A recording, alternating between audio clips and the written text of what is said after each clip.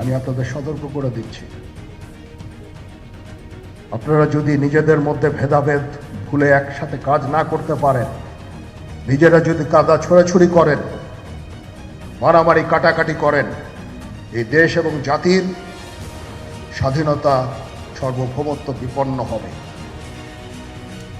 আমি আজকে বলে দিলাম, নাইলে আপনারা বলবেন যে আমি আপনাদের সতর্ক করিনি। আমি সতর্ক করে দিচ্ছি আপনাদের। আমার অন্য কোনো আকাঙ্ক্ষা নাই, আমার একটাই আকাঙ্ক্ষা, দেশ এবং জাতিটাকে একটা সুন্দর জায়গায় রেখে ছুটি করা। I had enough. Was last 7-8 months I had enough.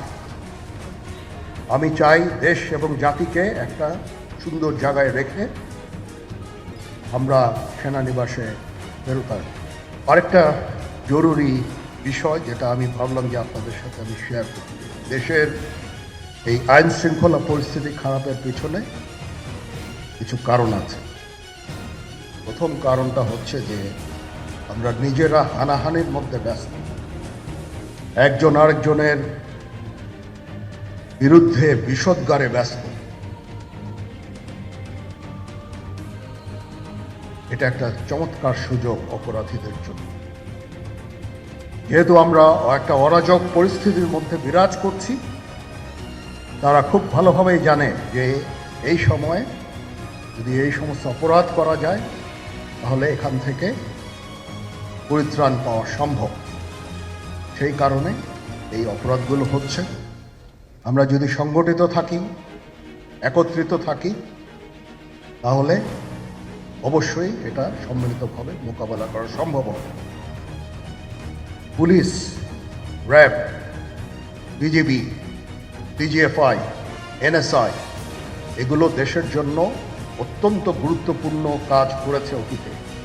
খারাপ কাজের সাথে অসংখ্য ভালো কাজ করেছে।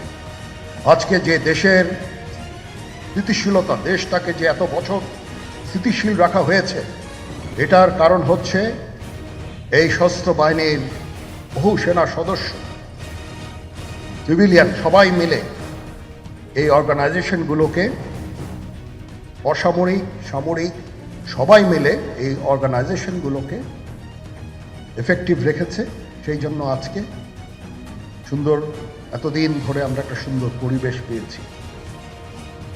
এর মধ্যে যারা কাজ করেছে, যদি অপরাধ করে থাকে সেটার শাস্তি হবে, অবশ্যই শাস্তি হতে হবে, না হলে এই জিনিস আবার ঘটবে।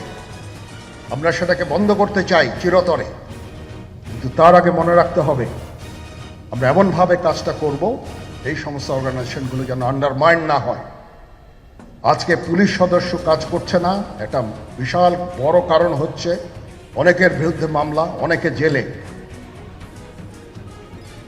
RAB, BGB, DGFI, NSI panic,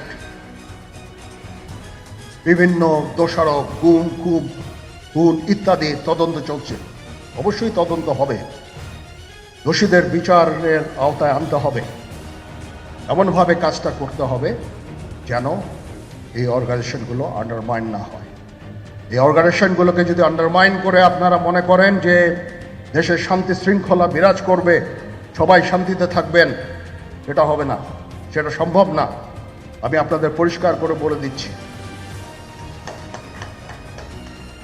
এই দেশের শান্তি শৃঙ্খলা রক্ষার দায়িত্ব খালি সেনাবাহিনীর না।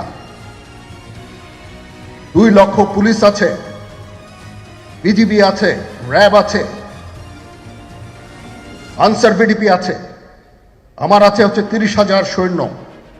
এদেরকে আমি এই যে একটা বিরাট ভয়েড, আমি এই 30,000 সৈন্য দিয়ে আমি কিভাবে এটা পূরণ করব? 30,000 থাকে, আবার 30,000 চলে যায় ক্যান্টনমেন্টে, আরো 30,000 আসে। এটা দিয়ে আমরা দিন রাত আমরা চেষ্টা করে যাচ্ছি। এখানে যে সমস্ত উচ্ছৃঙ্খল কাজ হয়েছে সেটা আমাদের নিজস্ব তৈরি, এটা আমাদের নিজস্ব ম্যানুফ্যাকচার, আমরা নিজস্ব এইগুলো তৈরি করেছি। এই বিপরীতমুখী কাজ করলে এসে কখনো শান্তি শৃঙ্খলা আসবে না। এই জিনিসটা আপনাদের মনে রাখতে হবে।